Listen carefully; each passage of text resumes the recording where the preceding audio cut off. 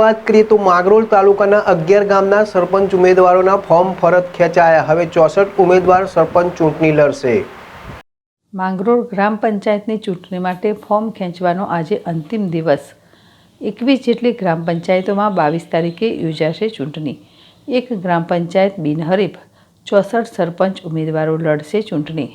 માંગરોળ તાલુકાના 11 ગામના સરપંચ ઉમેદવારના ફોર્મ પરત ખેંચાયા। હવે 64 ઉમેદવારો સરપંચ ચૂંટણી લડશે।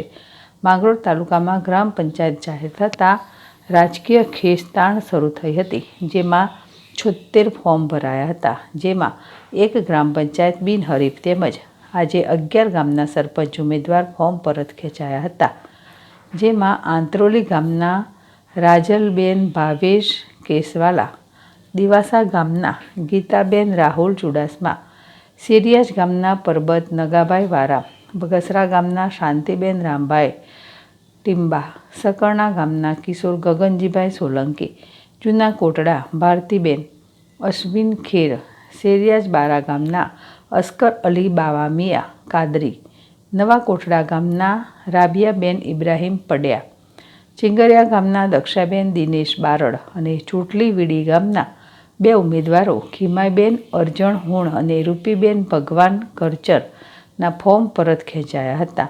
21 જેટલી ગ્રામ પંચાયતોમાં 22 તારીખે ચૂંટણી થનાર છે, જેમાં 64 સરપંચ ઉમેદવારો ચૂંટણી લડશે। Jitu Parmar, ZS TV, Mangrol.